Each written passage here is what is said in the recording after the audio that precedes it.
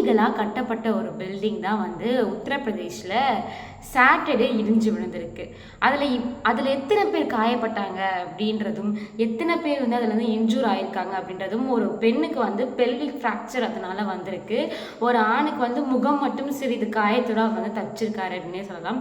இது வரைக்கும் எத்தனை பேர் இறந்துருக்காங்க, இன்னும் ரெஸ்கியூ ஆப்ரேஷன் போயிட்டு தான் இருக்கா, அந்த பில்டிங்கோட அப்டேட் என்ன அப்படிங்கிறது தான் இந்த வீடியோ உங்களுக்கு சொல்ல போகுது. ஹலோ வணக்கம் அண்ட் வெல்கம் மக்களே, நான் உங்கள் கீர்த்திகா தான் பேசிட்டு இருக்கேன்.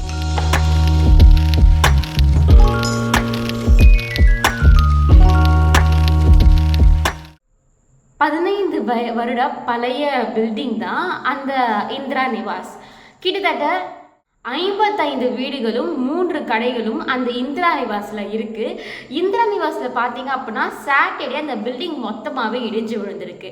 ஏன் இடிஞ்சு விழுந்தது, எதுக்காக இடிஞ்சு விழுந்ததுக்கு என்ன காரணம், இல்லீகலாக கட்டப்பட்டதுன்னு சொன்னல, இல்லீகலாக கட்டப்பட்டதில் ஏதாச்சும் வந்து முறைகேடு இருக்கா அப்படிங்கிறது தான் வந்து இன்னும் இன்வெஸ்டிகேஷனில் போய்கிட்டு இருக்கு. ஸோ கிட்டத்தட்ட around Saturday morning 3:45 PM ground ஃப்ளோர்லேருந்தே விரிசல்கள் விட ஆரம்பிச்சிருக்கு. விரிசல்களை பார்த்த கிரவுண்ட் ஃப்ளோரில் இருந்த ஒரு ஃபேமிலி உடனே வந்து வெளியில் வந்துட்டாங்க, அந்த கட்டிடத்துலேருந்து வெளியில் வந்துட்டாங்க. அண்ட் அவங்க அந்த கட்டிடத்தில் இருக்க மிச்ச குடும்பங்களுக்கும் கால் பண்ணி எல்லாருமே வெளியே அழைச்சிட்டு இருக்காங்க. வித்தின் 20 மினிட்ஸ் அவங்க வந்த வித்தின் 20 மினிட்ஸ், அதாவது 4:30க்கு அந்த பில்டிங் மொத்தமாக வந்து விழுந்துடுச்சு. ஸோ ஃபார் இது வரைக்கும் 3 பேர் வந்து இறந்து போயிருக்காங்க.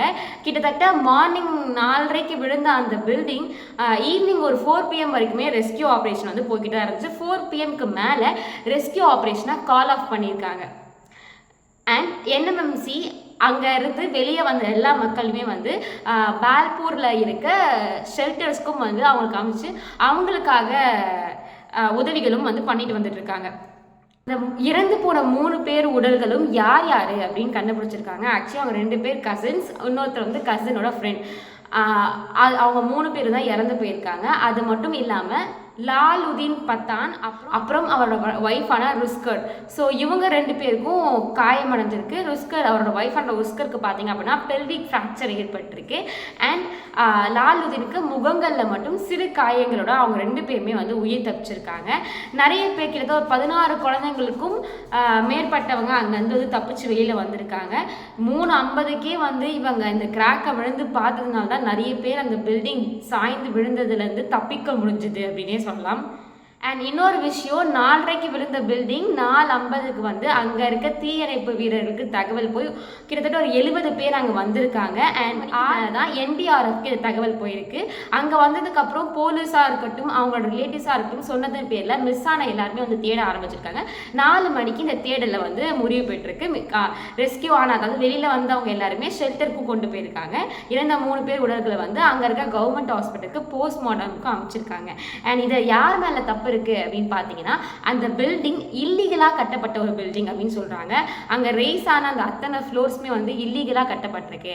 அதனால அந்த பில்டிங் ஓனர் மேலேயும் அண்ட் பில்டிங் வந்து டிசைன் பண்ணி கொடுத்த அந்த டெவலப்பர் மேலேயும் தான் வந்து கேஸ் போட்டிருக்காங்க.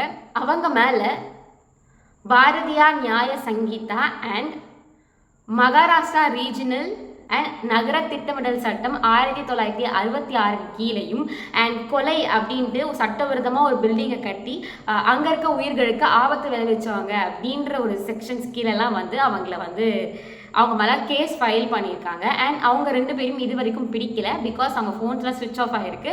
கால் பண்ணியும் மெசேஜ் பண்ணியும் ரீச் பண்ண ட்ரை பண்ணியும் அவங்கள வந்து ரீச் பண்ணவும் முடியல. இன்னொரு பக்கம் இந்த பில்டிங் இல்லீகலாக கட்டப்படுதுன்னு சொன்ன இந்த கன்ஸ்ட்ரக்ஷன்ஸில் முறைகேடு நடந்திருக்கா, இதனால அந்த பில்டிங் இடிஞ்சு விழுந்தது அப்படின்ற இன்வெஸ்டிகேஷனும் போயிட்டு இருக்கு. அந்த மகாராஷ்டிராவோட CMஆ இருக்கட்டும், அவருமே வந்து இதுக்கான அங்கே இருக்க ட்ரீட்மெண்ட்ஸை வந்து இன்னும் ஹெவியாக இருக்குங்க அப்படின்ற மாதிரி நிறைய இன்ஸ்ட்ரக்ஷன்ஸும் வந்து பாஸ் பண்ணியிருக்காரு. இந்த பில்டிங்கை கட்டுறவர் யார் அப்படின்னு பார்த்தீங்கன்னா கோத்தன் பிளாட்ஸ். அவர் தான் இதோட டெவலப்மெண்ட் ரைட்ஸாக வாங்காமல் கட்டியிருக்கிறதும் தெரிய வந்திருக்கு.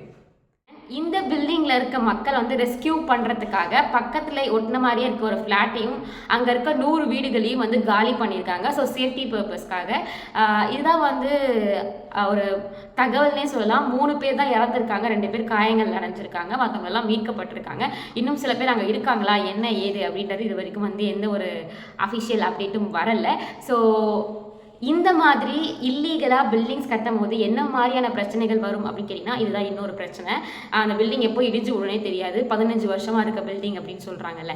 ஸோ அதுதான். ஸோ இன்னைக்கு இந்த இன்ஃபர்மேஷன் உங்களுக்கு வந்து ஒரு உபயோகமாக இருந்திருக்கும்னு நினைக்கிறேன்.